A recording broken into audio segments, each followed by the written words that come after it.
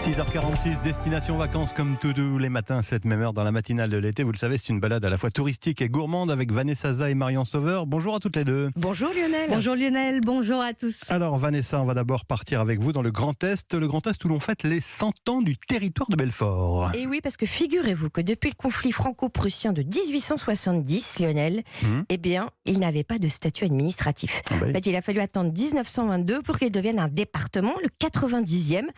Et ça en fait un des plus jeunes. Je ne sais pas si vous savez, mais le département a été créé au lendemain de la Révolution française, Oui. au même moment que la commune. Mais c'est aussi l'un des plus petits, 60 km de long sur 30 de large. Cerise sur le gâteau. Une cité Vauban comme préfecture, que demander de plus? Je pense que vous êtes d'accord. Une citadelle qui a joué un rôle primordial dans la résistance contre les Prussiens, puisque le colonel d'Enfer Rochereau y a confiné la totalité des habitants de la ville et des environs. Et il a tenu le siège, écoutez bien, 103 jours. Et à l'issue du traité de Francfort, c'est comme ça que pendant 1 an et demi, eh bien, les Alsaciens qui voulaient rester français pouvaient venir s'installer sur le territoire de Belfort, par exemple, ou le pays de Montbéliard. Alors la citadelle, on le sait, est emblématique, mais il y a aussi le fameux lion de Montbéliard. On l'a tous en tête. Évidemment, un lion de 11 mètres de haut et 22 de long. En effet, ça passe pas inaperçu, surtout en grès rose, le grès des Vosges, qui a servi aussi pour la construction de la citadelle et des remparts. La citadelle et le lion étaient justement élus monuments préférés des Français en 2020. Donc, vous l'avez compris, c'est un incontournable.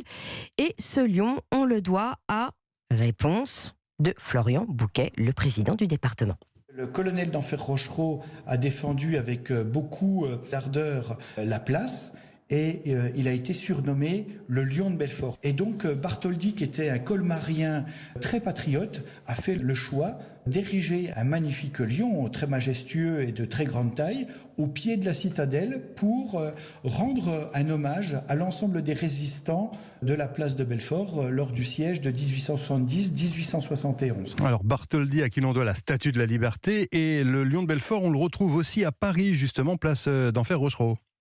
Exactement. Alors, je finis avec le lion quand même. Oui. Est-ce qu'un safari, ça vous tente? Bon, pourquoi pas. En plein Belfort. Pourquoi Eh bien, l'Office pas. du tourisme organise dans la vieille ville une balade très originale.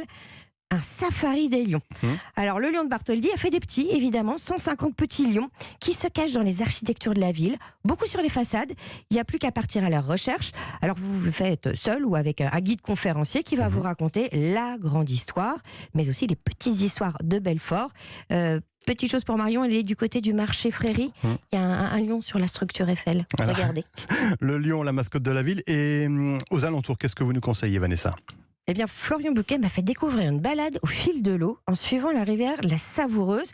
En fait, vous partez de sa source, au sommet du Ballon d'Alsace, vous descendez sur le Saut de la Truite, un très beau site, et puis vous faites un stop bucolique sur le site de Malsaucy, la presqu'île où se tient le célèbre festival des Européennes. Le festival des Européennes, C'est bien ça. évidemment. Bah voilà. Et là, très belle vue sur la ligne bleue des Vosges. Et je pense que là, on y est. On est d'accord, Lionel? Oui, effectivement. J'imagine que vous avez une bonne adresse à nous conseiller. Le Grand Hôtel du Tonneau d'Or, mythique, majestueux, tout jaune, vous dormez avec l'histoire, pour 90 € en moyenne la nuit. Pour un 4 étoiles, c'est Effectivement. pas mal. Effectivement. Merci Vanessa, à tout à l'heure. À tout à l'heure. Marion Sauveur, comme chaque jour, on découvre avec vous un produit du terroir. Aujourd'hui, un petit fruit rouge. Oui, c'est la framboise. On est en plein cœur de la saison de ce petit fruit fragile qu'on cueille à pleine maturité. Habituellement rouge, elle peut également être noire, jaune, orange, ambrée ou blanche. Le framboisier est une ronce qu'on trouvait à l'origine dans les sous-bois, principalement dans les montagnes de l'Europe de l'Ouest. On en trouve facilement le long des sentiers des Alpes, en Auvergne ou dans les Vosges. La majorité de la production française est située en Rhône-Alpes. On s'en servait comme ornement dans les jardins et on s'est mis à consommer la framboise au 19e siècle. Elle était jusque-là surtout connue pour ses vertus médicinales. Elle guérissait les vomissements et combattait le mal de gorge et la toux. Pensez-y. Alors pour choisir la framboise, il faut déjà qu'elle ait une texture veloutée uniforme. Elle doit être charnue, ferme, brillante. Et dans l'idéal, il faut la consommer dans la journée. Éviter le réfrigérateur si on veut conserver toutes ses saveurs. Alors Marion, comment vous avez envie de la cuisiner, cette framboise? Alors pour changer des classiques tarte aux framboises, crumble ou clafoutis, je vous propose une mousse. On commence par réduire en compote les framboises avec un petit peu de sucre sur feu doux. On y ajoute de la gélatine et à côté, on monte la crème fraîche en chantilly. Et quand le coulis de framboise a bien refroidi, on mélange les deux ensemble. Reste à disposer dans des ramequins individuels, à placer au frais pendant 4 heures au moins. Et avant de servir, vous pouvez râper quelques petits copeaux de chocolat sur la mousse. L'accord framboise-chocolat fonctionne toujours. Je veux bien le croire. Comme chaque jour, Marion, vous avez demandé une petite astuce à un chef. Oui, aujourd'hui, c'est à Adrien Brunet, le chef du Crillon le Brave dans le Vaucluse. Il me donne ses conseils pour cuisiner la framboise. C'est son fruit préféré. Il propose de réaliser une sauce à la framboise pour accompagner un plat salé avec un petit peu d'acidité et de fraîcheur. Ma petite astuce, ça serait de faire une petite sauce aux framboises. Donc une pointe de sucre, une pointe de vinaigre, donc à peu près équivalent. On fait bouillir de façon à ce que les deux se mélangent bien. On rajoute nos framboises fraîches dedans, on cuit 3-4 minutes.